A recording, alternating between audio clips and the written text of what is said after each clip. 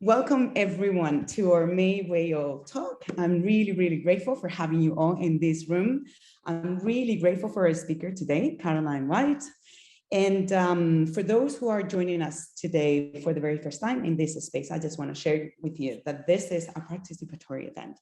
Obviously, we're going to take advantage of Caroline and her knowledge about the topic that she's bringing today, that is the climate as a commons.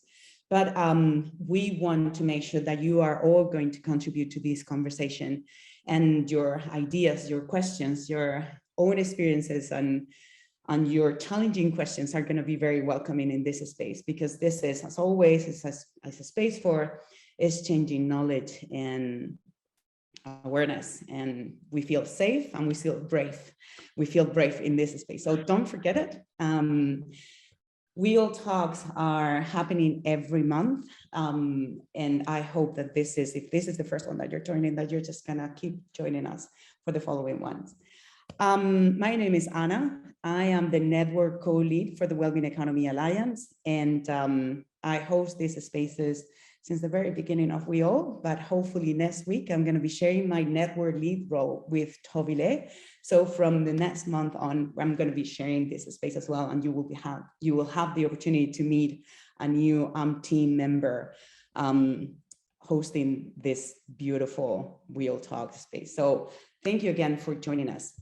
So Caroline Whyte, I'm just going to tell you a little bit about her. She's a WEAll member representing Feasta, the foundation of the economics of sustainability. She's an ecological economist who does research and helps with communications for Feasta. Feasta focuses on system change to help reorient the economy towards well-being. Feasta's roots are in Ireland, and the word Feasta means in the future in Irish, but it has international membership and a global focus. Caroline is also a core member of the WEAll Ireland Hub, and we are really grateful for her and the time and everything that she's going to be sharing today. Just adding to this, while Caroline is giving us her presentation, if you want to leave any comments or questions on the chat, I'm going to be taking care of that, and I will make sure to bring it to Caroline, but I will probably ask you to unmute yourself and ask or comment, to everyone in the room. So thank you again, and Caroline, the mic is yours. Thanks very much, Anna, and hello everyone. I'm delighted to be here. Thanks so much to WEAll for inviting me for this talk, and thanks to Anna for organising it. As she said, I'm Caroline. I am originally Irish. I actually live in France, and I work for Feasta, which is the Irish word for in the future. We're this small ecological economics NGO, and we've been very interested in the commons for a long time. So we were really delighted that WEAll is also interested in the commons. I'm going to now share my screen, and we'll see. Hopefully this will work. We tried it earlier, so we'll see how it goes. Here we go. Keynote, and then. Choose the where the thing went out. No. Okay. Can everybody see the climate as a commons? The slides, right? I hope that's big enough for everyone. I prefer to keep it this way because it's good to be able to see the other slides. I think it's useful.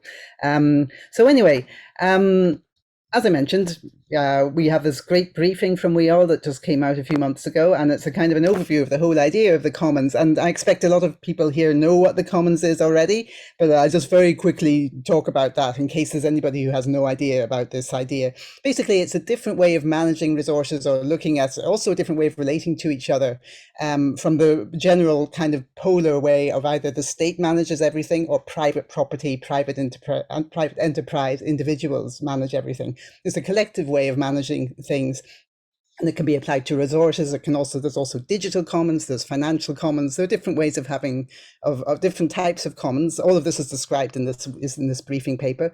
In this talk, I'm going to be focusing on resource management types of commons, because I'm going to be talking about the climate, and obviously that's very much a natural phenomenon. There's nothing to do with digital or anything like that. So one of the definitions, or one of the descriptions given of the commons is in this briefing, is that it's commons designed resource governance systems are designed by communities. They're democratic, non-hierarchical, and constructed specifically to share resources in ways that meet the needs of community members. That's about the only thing I'm going to read out, by the way, during this talk. It's mostly images, and I'm going to be commenting on images. So, but just to give a kind of ground basis, that's what I'll be talking about. That's the kind of governance I'm aiming for here. So a very famous researcher about the commons was the economist Eleanor Ostrom, and she was the first woman to ever win the Nobel Prize for Economics. And she did decades of research into existing commons and historical commons all around the world. And she discovered that there's a great variety of different kinds of commons. Historically, for example, this is a drawing and a quote from the 17th century in England. Historically, for example, in Europe, a lot of farmland was managed as commons, and there were ways of sharing and allocating out farmland that were commons based. And then, as I'm sure a lot of you are aware, there was then an enclosure movement, and a lot of these commons were destroyed or removed, and this was very controversial and still is. But so there's the commons of farmland. There's also commons relating to other kinds of resources like rivers, lakes, forests, and so on. And these are all things that are, within a local bound, if you like, but they can be quite big. You can have a fairly big lake or a big forest, but still they're in a specific region and they're being managed collectively by the community. And there's some examples that have been going for hundreds of years. So, there's quite, there's a lot of lessons that can be learned from what's been done with these commons. And my question now is the climate a commons right now? And I'm sure you can probably all guess what the answer is if we're talking about democratic, good governance, all the rest, and well managed. I think we all know what the answer is, but all the same, I'm going to look at Eleanor Ostrom's ideas about the commons, and I'm going to match them to what's happening now in the climate. And that's the first part of what I'm going to say. Then I'm going to take a little pause, ask a question or two. Then I'm going to talk about an idea that we have that we think could fit well with the commons paradigm for climate. Then another little pause, and then we're going to sort of specify how it would fit in. So that's how I'm going to structure this talk. So part one is the commons of climate right now. So here we are, Eleanor Ostrom, famous economist, and she has 8 principles for governing a commons that she identified in the course of all the research that she did. First one was define clear group boundaries. And if you look at the climate, well, actually, the problem is everything gets divided into countries and nation states. The climate is actually a global phenomenon, naturally enough. It affects the whole world. Once you start dividing it into countries, you get this situation where you have different countries saying they're going to do different things and accusing other countries of not doing enough and saying, if you don't do that, we won't do our thing, and so on. So it's, the boundaries aren't well defined. The boundary should really be the whole planet, basically, but instead it's treated as though there are boundaries within countries, and these are, somehow directly are. They affect the whole climate, and yeah, it's just not logical. It's not rational. Another of Ostrom's principles is match rules governing the use of common goods to local needs and conditions. And when you think about that in terms of climate, the way it's sort of worked out these days, it's kind of the exact opposite of that, because the people who are most affected by climate disruption are often the people who have the least power to do anything about it, whereas the people who have the biggest effect on it are the very wealthy people and the most disconnected people from the environment. So they're very insulated from it. So it's the exact opposite of what she's saying here, basically. And this is a very famous graph from Oxfam, which I'm sure a lot of you have seen before, which just shows how incredibly, staggeringly, staggering the differences between the emissions of the very wealthy and the emissions of poor people around the world. So, as I say, it's kind of the opposite of what Ostrom was advocating there. One more graph I can never resist showing out. This is about the US, but again, it shows it was the economist Thomas Piketty and some colleagues who did this. And if you look at economic growth in the US, and you look at the profits that are coming from that growth and who's getting those profits, in recent years, it's more and more just the wealthy. Nobody else is benefiting. Now, obviously, I'm not a big fan of growth in itself anyway, but what I'm talking about here are the profits and how they get distributed. And it's hard to even fathom how unequal it is, Oops, sorry, don't know where that came from. Okay, so now the next principle of Eleanor Ostrom is that we want to ensure that those affected by the rules can participate in modifying the rules. This ties in closely with what we've just been saying, of course, about inequality of income and inequality of emissions production. And this is a photo that I was fortunate in some ways anyway, to be at the last COP, and I took a picture during a protest outside. These are mostly Indigenous people or representatives of Indigenous people who either couldn't even get into the COP climate summit or who had very little voice at it, were very sidelined. So again, we have this lack of representation, you know, by people who really need to have a stronger voice, be given a stronger voice. Number 4 here, make sure the rulemaking rights of community members are respected by outside authorities. That's one I'll skip because we're talking about the whole globe here. We're talking about everyone. So there are no outside authorities, and you know so it's not completely relevant to us here. Number 5 is develop a system carried out by community members for monitoring members' behaviour. And that's an interesting one because emissions are monitored already. We know where the emissions are coming from, and I'll talk about that more later.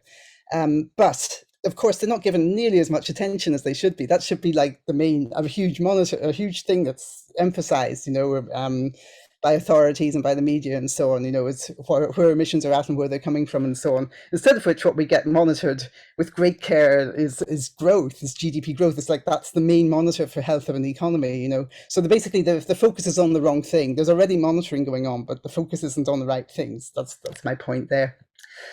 Okay, the next one is use graduated sanctions for rule violators. So if somebody isn't doing things right or you know, or they're emitting too much and so on, there needs to be a way to stop that, you know, to curb that. And of course, here we are again, we're back at this disparity of income and disparity of emissions, you know. So again, that ties in with the earlier principle I mentioned, you know, where there's just you know, really huge structural inequality going on, and which results in things like private jets, you know, and people just being able to use emissions in a luxurious way, you know, with no obvious social benefit, you know, and doing a lot of damage as well.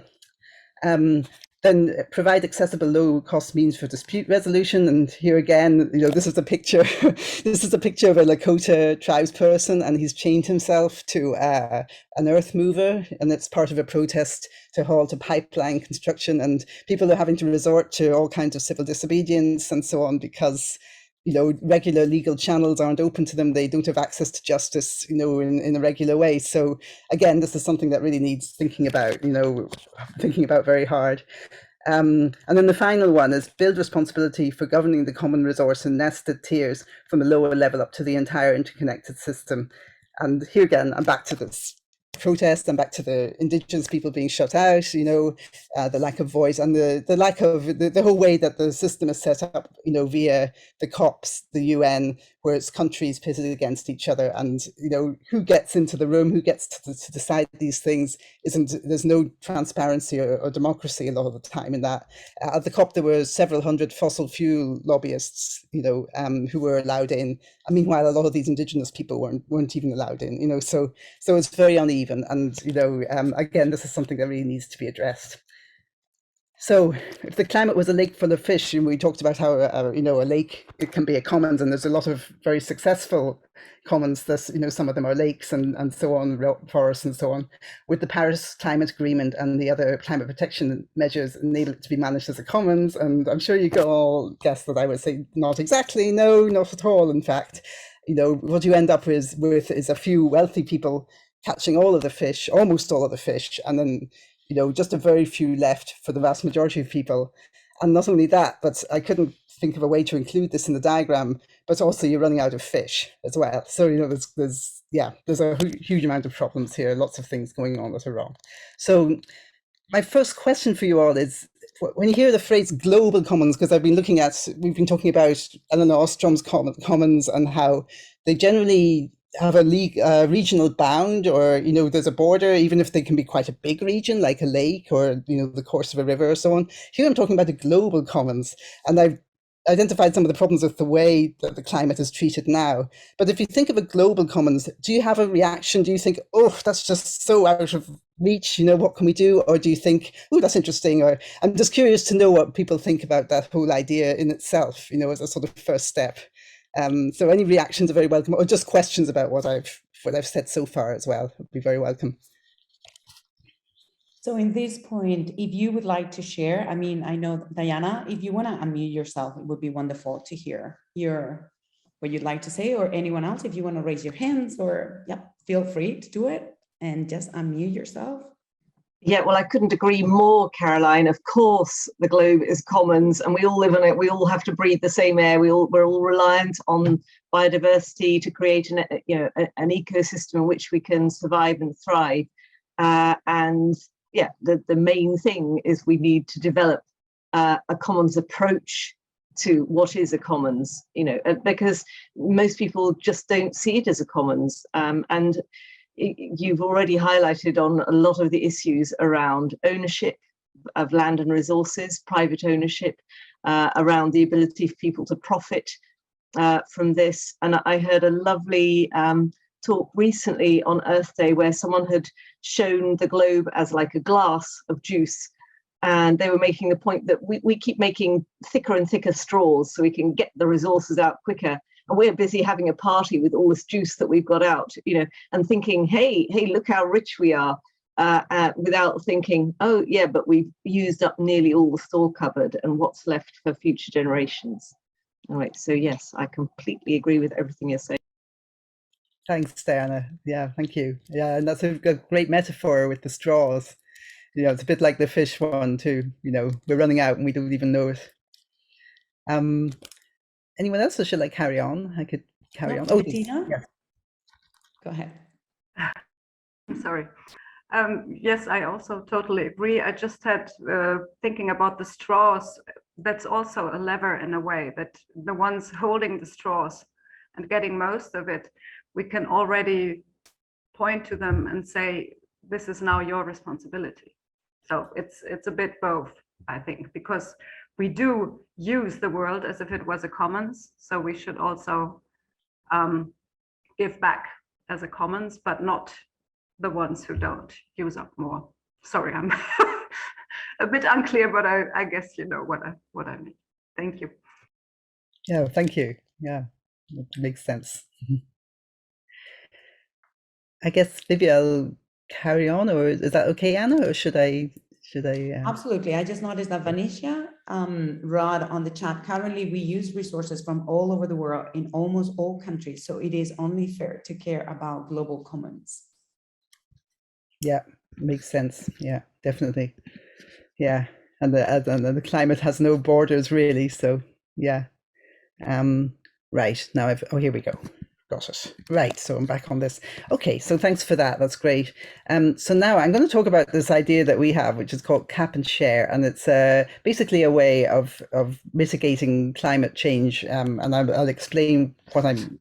Yeah, I'll go into detail about that a little bit. This is the next part.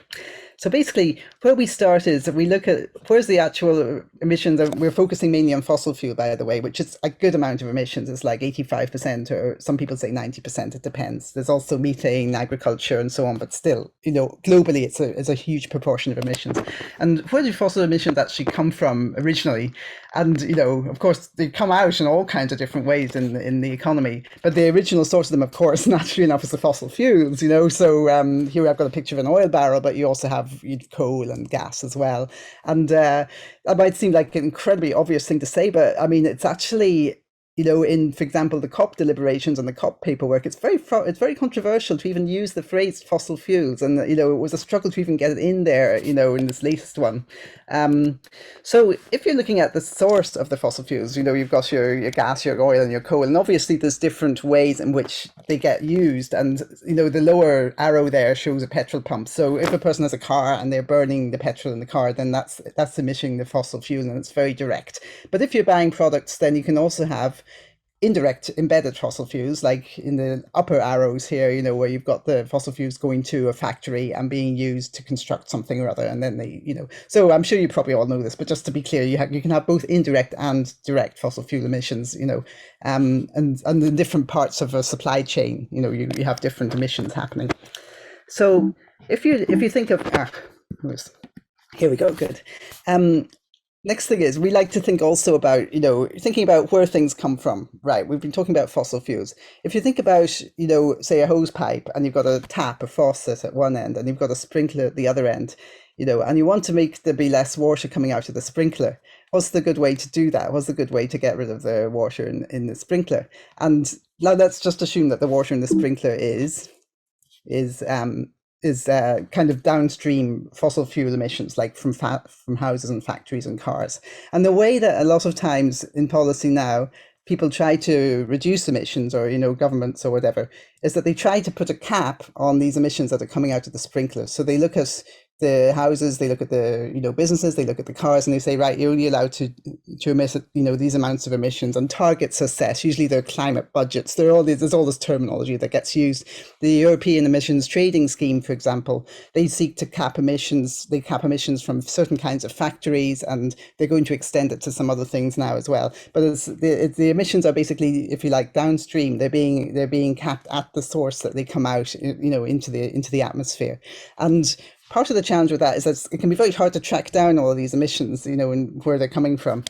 So what we're suggesting is instead, sorry, I don't know why it's doing that, but anyway, it's basically working, is that instead you cap the emissions upstream. So you look at where the fossil fuels are actually coming into the economy, and that's where you turn down the tap. That's where you start to phase out. And when you do that, obviously, there's going to be less fossil fuel going along the hose pipe, and then there's going to be less fossil fuel going into all of these downstream sources of emissions. And so overall, you're going to have fewer emissions. And part of why we like this idea is that in practical terms, which isn't the same as political terms, I'll get to politics in a minute, but in practical terms, it's actually very easy to monitor, because fossil fuels coming into the economy are already very closely monitored, and there's not that many producers, in fact, in the world. There's a few thousand, but there's only a few, really a handful, that are the major producers. So it's quite easy to monitor, compared with all these little emissions here and there in the economy, you know, that are currently being monitored and capped and budgeted and all the rest. So we think it would be really good to put a focus on this, and focus on the extraction of the fossil fuels in the first place, and on phasing that out over time. And so what we suggest happens is that the fossil fuel companies be obliged to buy permits in order to extract a certain amount of fossil fuel. And the way it would work is that they'd have to buy these permits. This they're doing now is monitored only with this extra thing. They have to buy a permit. And then every year there would be fewer permits issued, if you follow me, so that gradually there'd be less and less and less fossil fuel being extracted, because you'd have to have a permit to extract the fossil fuel. So it's a way of phasing out the supply of fossil fuel.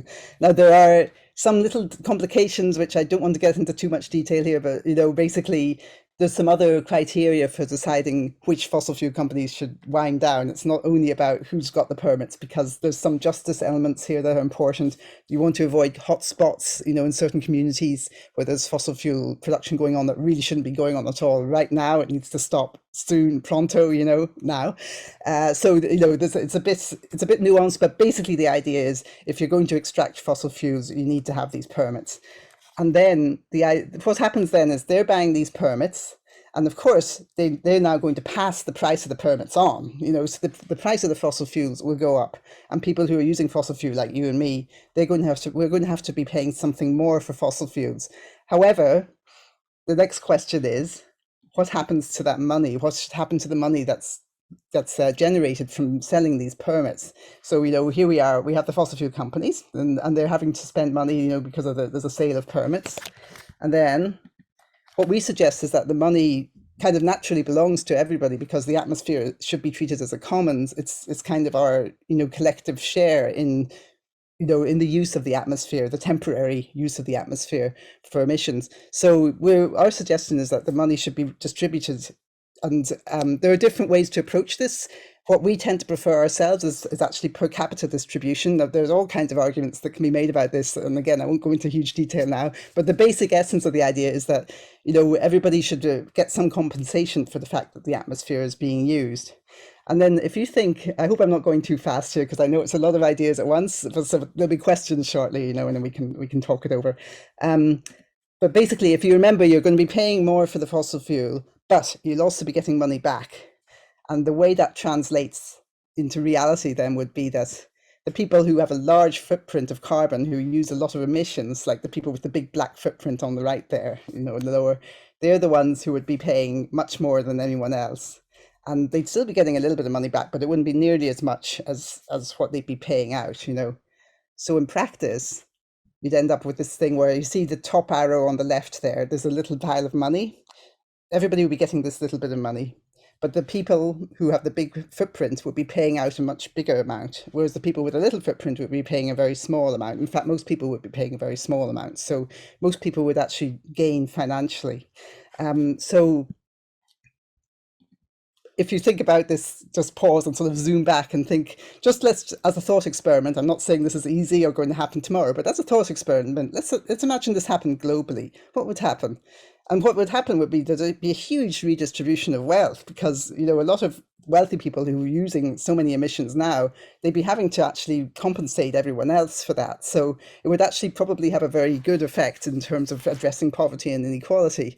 And just to be really clear also, there's sometimes some confusion about what we're suggesting. It's nothing to do with offsets, no offsets allowed, no trading allowed, no fossil fuel subsidies, because they would end anyway, because we'd be ending fossil fuel production, you know. So this isn't anything to do with some of the trading schemes you hear about with permits and so on. This is a different idea altogether, and there aren't loopholes. There's no way to, you know, offset what you're doing, or, you know, you have to just do it within the rules, you know.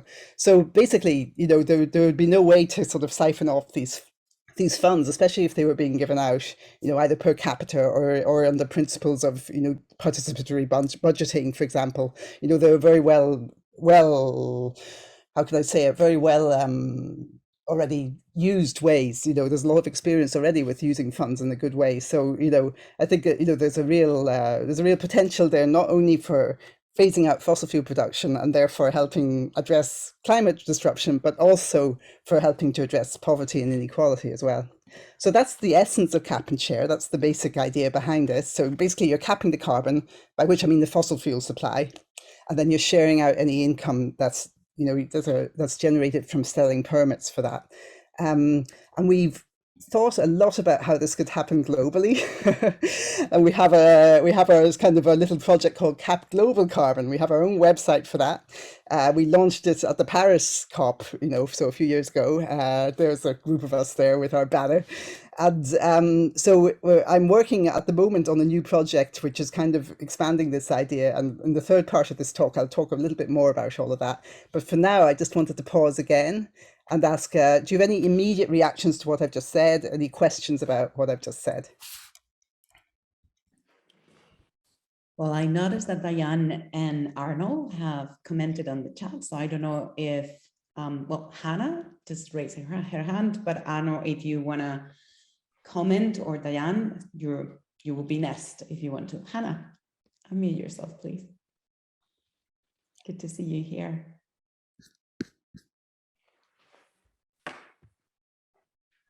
So Arnold and Diana, you're good. I should go ahead. Okay, I just mentioned the rebound effect.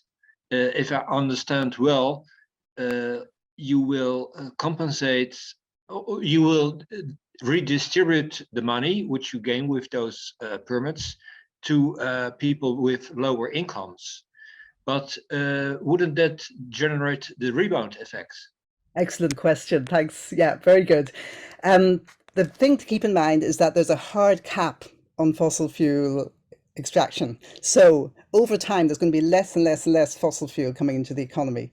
So in the short term, you might have some people spending money on flights or whatever, but over time, that's going to become less and less possible. And one of the things that we're saying is, because of less fossil fuel in the economy, you know, and one of the things that we're saying is that it's very important that people have clear information about all of this as well. You know, when you're giving out this money, you know, when it's being distributed, you need to say, A, this is finite, because, you know, there's only going to be fossil fuel production for a certain amount of time. And B, fossil fuels are being phased out. So it's good to plan about what you want to do with this money. And in practice, you know, there's been a lot of research, very interesting research about cash transfer programs all over the world, especially the global south. And, you know, which basically amount of people being given money, you know, often without any conditions attached. And, you know, to sort of see what happens and, you know, whether they, you know, what they decide to do with the money. And it's very often, vast majority, it's very responsibly used. You know, they don't just splurge it on a quick flight weekend away or something. You know, a lot of times it's used for, you know, very long-term thinking, like, you know, investment in education or in, you know, infrastructure, immediate things, you know, like fixing your roof, you know, like things that keep you going day to day, you know, and will in the longer term will help you keep going. But yeah, the big response I would have to what you said is that, you know, this is all happening within a cap, so it's not only based on price, and that's really important. And you know, it's something I always have to say many times, because it's hard to understand at first. I think it's not a price market system; it's a cap system. You know, so thanks. Yeah, I think it's a brilliant idea. There won't be any flights anymore. Yeah, probably not. Well, thanks for the answer. Hannah, go ahead. Yeah, so I'm loving all of this so much, and I think you've hit on a really important thing. You know, we've had carbon trading for 25 years, and it's done nothing to stop the growth in carbon emissions, right? And you know, you keep getting economists saying, well, you know, we're still fiddling with the price of carbon, and you know, it's difficult work. But they're fundamentally missing the point that as soon as the carbon can be marketed, traded, sold, you know, and then it just gets built into prices, and everyone is still focused on growth. And so, of course, it doesn't fix the problem. I think this really does have the potential to solve the problem, as long as you cannot sell a permit. Because if you can sell a permit, then the price of the permits will go up, they will be traded, there will be hedging and blah, blah, and then it won't work. So I guess the question is, how do you stop there being trade in the permits? Yeah, another great question. I think the permits have to have an expiry date. You know, they can't be used beyond a certain time. That's one way, because that'll discourage sales, because it will hoard, you know, it will stop people from wanting to hoard them, you know, or manipulate the system in some other way, or try to, you know, hedge against the future or something, you know. Yeah, in terms of the trading, I think it's you know, it would have to be this very straightforward system where it's all completely open and transparent. The way we've suggested it be done is that there's an auction.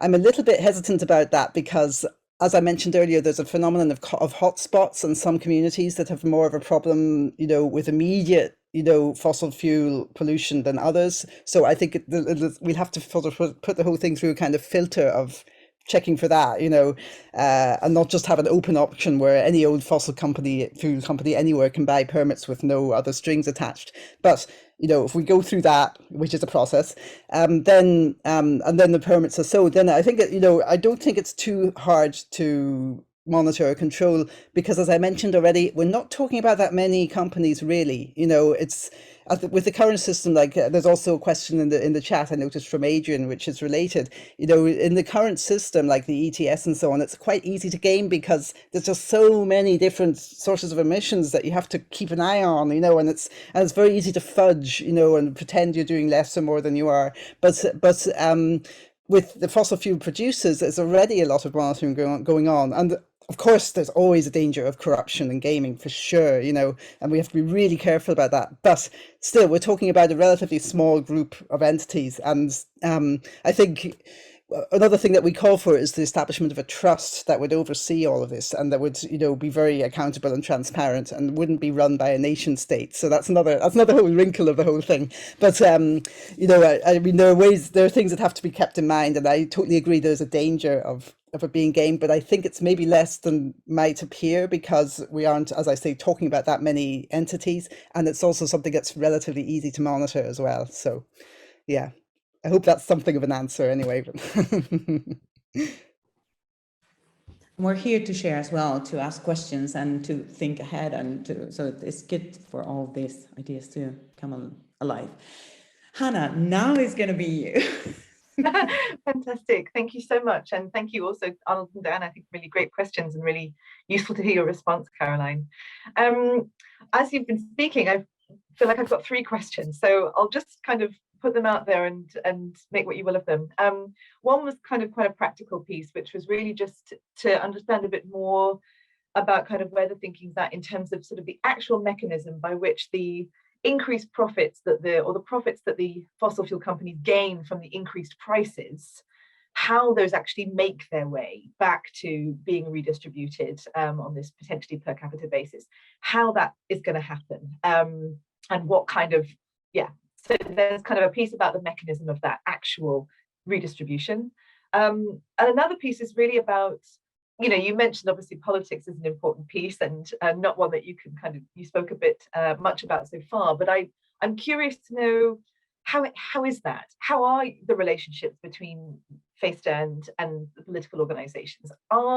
Is there receptiveness? Is there a generative conversation going on? What's the kind of state of that?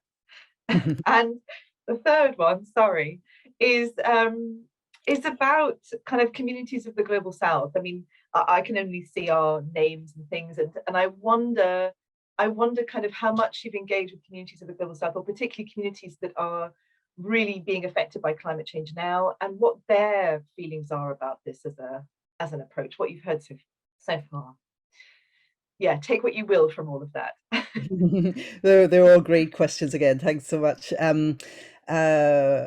Well, yeah, I'll be fairly brief because I need to, some of them are addressed in what I'm going to be talking about anyway, next. But just in terms of the global south and communities in global south, what we would love to actually engage more. We feel like we need to engage way more. But what we've heard some very interesting criticisms. I mean, for one thing, we don't want to shoehorn, or we don't want to make everybody accept this cash.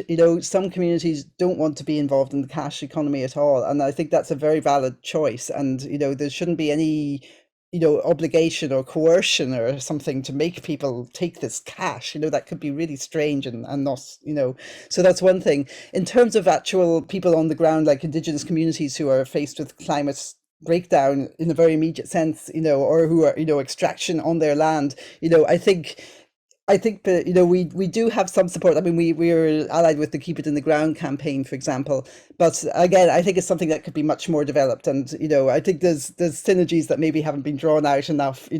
Sometimes in the past, I think the way we've talked about this has been a bit confusing, and people have thought it's more of a market approach, and it's really not, so we need to be really clear about that, but I think there is something there. I think maybe, if you don't mind, I'd carry on with my talk and try and address your other questions within, because I see we're at 22 now, and then we can talk about it again if I don't manage to do that. But thanks again, and yeah, I'd love to keep in touch anyway. So because I really appreciated them. So I mean, the next part of the talk, it really ties in with what we're saying anyway. It's about how could the climate be managed as a commons, and I'm going to just share again, final time. Here we go. Yes. And so here all I'm going to do is I'm going to take Eleanor Ostrom's principles again that we mentioned, and I'm going to sort of match them up, or see how they might match with what I've just been talking about cap and share. So first we've got define clear group boundaries. And as I said, at the moment we've got this horrible mess of countries pitted against each other, and it's not treated as a global, as a global phenomenon. It's treated as an international warming instead of global warming, But since we're focusing on the source of the emissions, on the upstream source, I think that really helps to address that problem, because it's not saying, China has X emissions, the US has Y emissions, India has Z emissions. It's saying, where's the emissions coming from in the first place? And we're going to focus on bringing down bringing down that fossil fuel supply. Obviously some countries are more directly involved with that than others, and I'll get onto that in a minute. But basically the idea is this is a very holistic approach, because we're looking at the source and we're looking upstream. So it's by its nature, it sort of encompasses all of the emissions from fossil fuels, regardless of what country they're in. And this ties in for me with the economic donut of Kate Raworth, which I'm sure a lot of you are familiar with as well. Where you've got the outer boundary, which represents the ecological ceiling that mustn't be breached, of planetary boundaries, including climate, and then the inner boundary, which is the social foundation. And in terms of the outer ceiling, to me, if you're phasing out fossil fuels in a legally binding way, with permits and so on, that's actually really helping to reinforce that outer ceiling, because it's addressing it at the source, So in terms of matching the rules according to local needs and conditions, and I'll also go on to the third one, ensuring that those who are affected by the rules can participate in modifying the rules. Both of these things have to do with empowerment, essentially.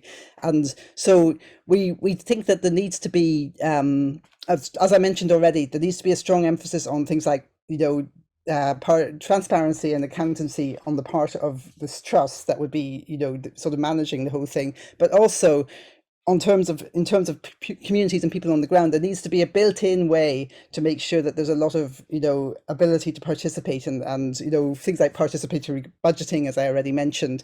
And then in terms, this is just a picture of somebody with a cash transfer. In terms of the transfer of the money and so on, that in itself can be quite empowering, because if you've got a little bit more cash, you've got a little bit more security, a bit more stability in the short to medium term. It's much easier to be able to do things like attend meetings and decide about things and participate in a community basis. So all of these things I think would work. I don't think there are other things that are needed. We need to do other things to redistribute wealth in the world as well. This isn't the only thing, and power, but I think all of these things would be helpful, and they would be a step towards where we want to go. For the fourth one, I'll skip this one because it's like we're all on the planet together. There aren't outside authorities, as far as I know. There aren't any aliens looking in on us, saying we should do that about the climate. So never mind that. Fifth one. So the fifth one, and that one is the monitoring one. And as we already have said, at the moment, there is monitoring of emissions. It's just not very well done. I mean, there's a lot of monitoring at the source of emissions, and not there is also monitoring of how much fossil fuel comes into the economy, but it's not given nearly enough attention. It should be given way more attention. So again, if you move upstream, you move to the tap. It's a much better focus, I think, for the monitoring. Use graduated sanctions for rule violations. Now, this is a really interesting one, because first of all, as already mentioned, there's actually a hard, fast limit in the amount of fossil fuel coming into the economy because there's this permit system. Of course, then the big question is, what happens? Obviously not all countries are going to say, oh, this is wonderful, let's all join this now. That's not going to happen. So our suggestion for getting from where we are now to somewhere closer to there, is that there are partnerships formed, and we think there should be partnerships between like high emissions countries and low emissions countries. And there's a way to do it, which would, if there's a kind of a, how can you say it, a bilateral agreement or a partnership agreement where you're both agree to a cap and share system, and you're recycling the revenue from the permits, to the lower income countries, so they're getting the permits, but they've undertaken not to do more fossil fuel extraction either. You see what I mean? Everybody's on the same rules. So within that, it's kind of like a climate club, and within that climate club, everybody would be, operating within these rules. And then for countries that are outside the club, obviously you want to encourage more countries to join in. You don't want it to be just two countries or two groups of countries. You want it to be something that's very attractive to join. So, I mean, there's the usual stuff, which isn't always great, but there are things like, having a carbon border adjustment mechanism where you regulate, the kinds of products that can come into the country, and you put tariffs on them.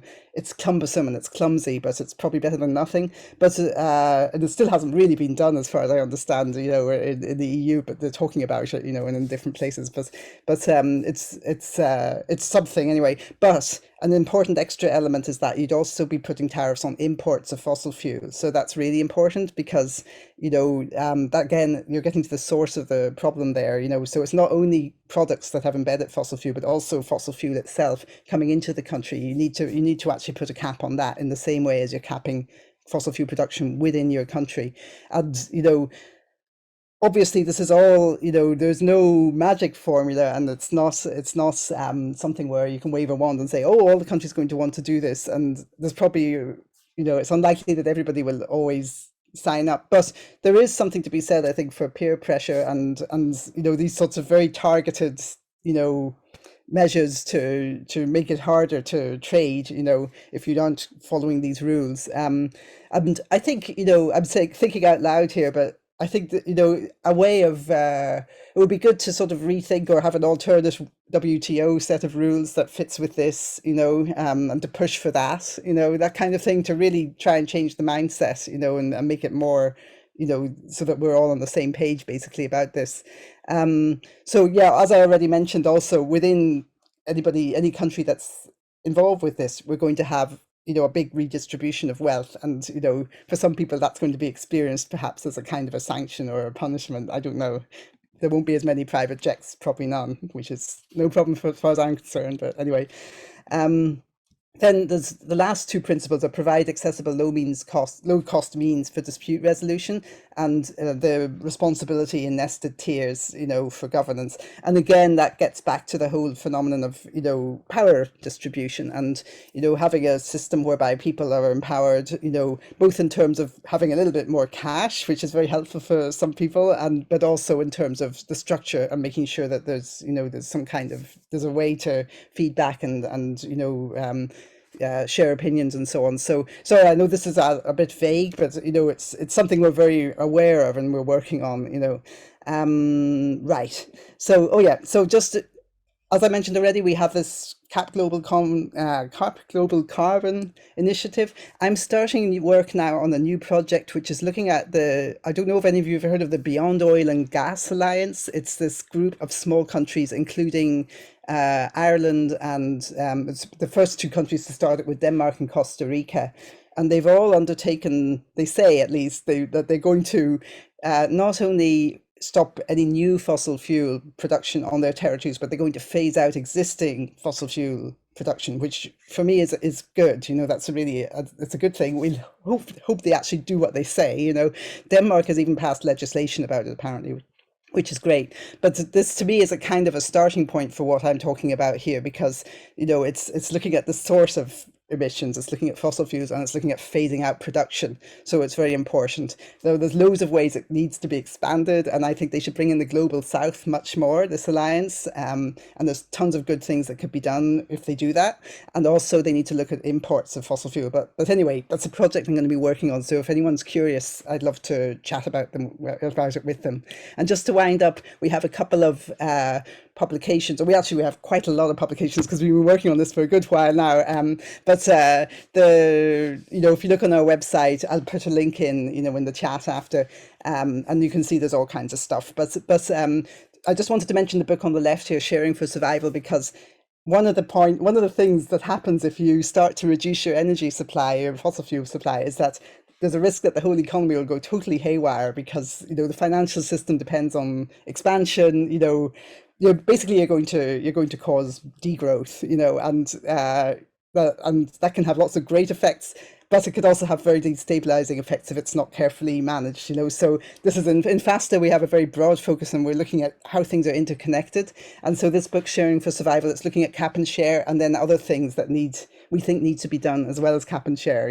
As if it's not enough, but I think it's very helpful actually to look at interconnectedness. And so we have our theory of change in Feasta, which again, it's got the donut in it, and then it's supported, the donut's supported by all these different initiatives, and CapGlobalCarbon is in there. It's one of them, but there are other things as well that we think are really important and necessary. So I just wanted to mention that quickly, So final thing, you hear lots of people calling for climate action, and sometimes it's kind of vague, and it just sounds like it's not really clear what needs to be done. It's just action, or just getting emissions down, and it's but we think it's good to actually be as specific as possible. So if you ask for cap and share, that's a very clear, specific thing, and which would really have an effect, I think. So that's where we're at with that. So thanks very much for listening, and I'd be delighted to answer more questions. I think we have a little bit more time, don't we? So and there's a few links here on the last one. I actually can't see the time. I'm sorry. So.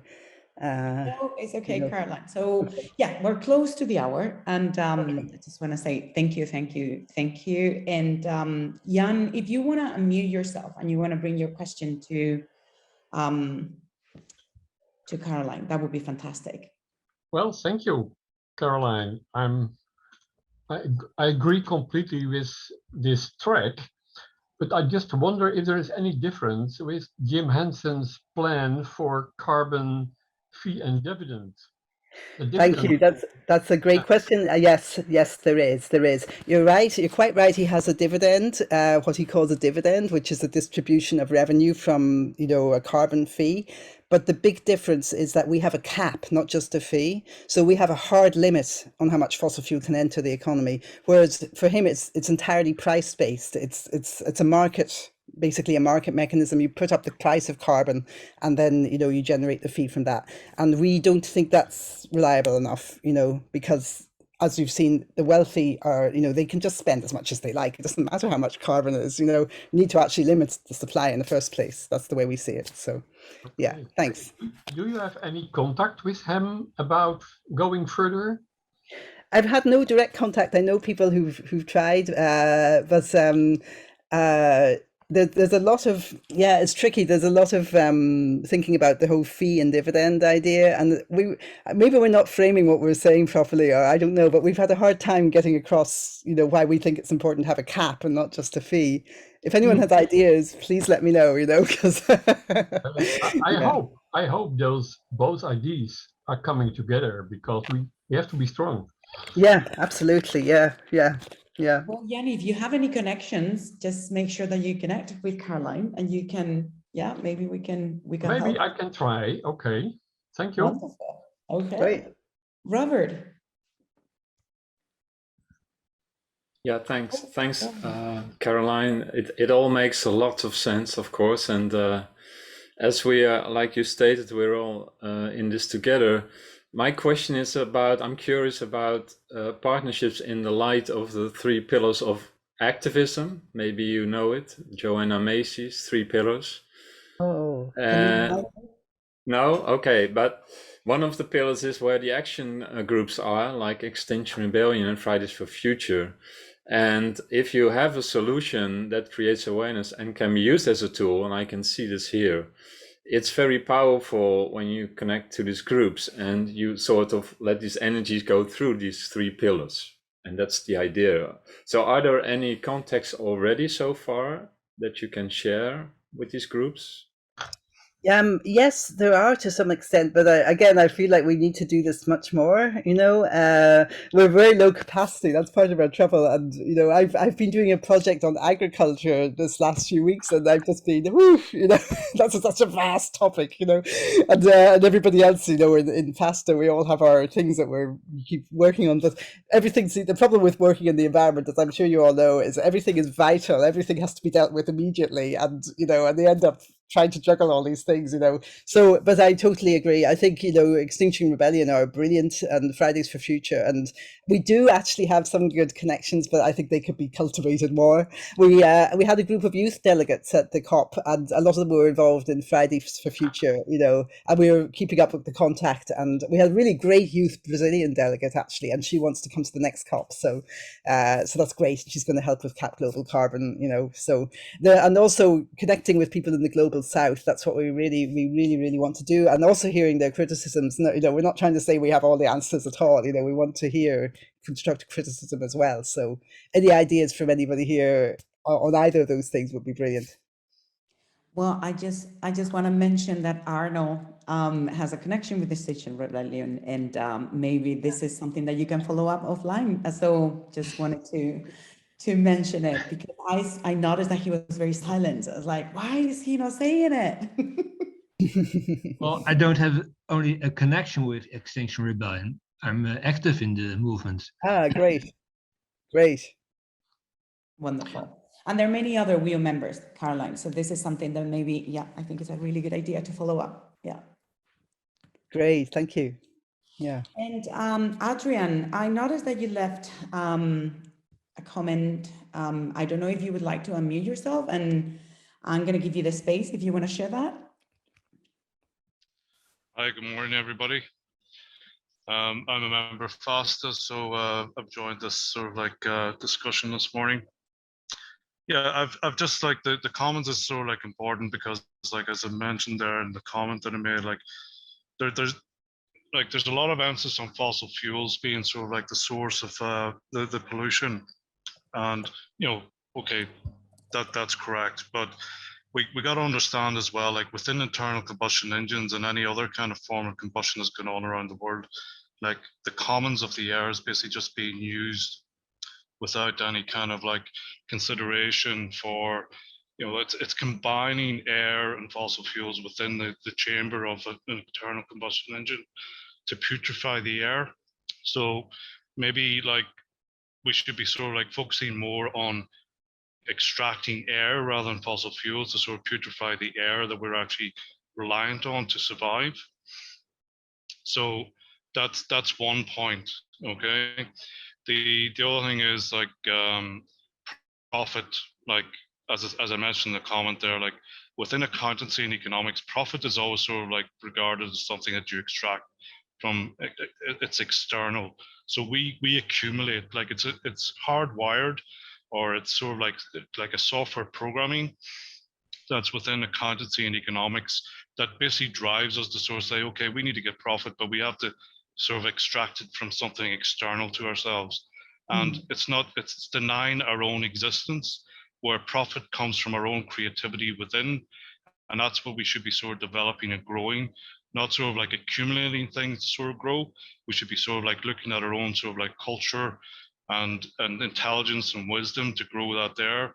And through that there, it's actually through that we actually profit and become wiser.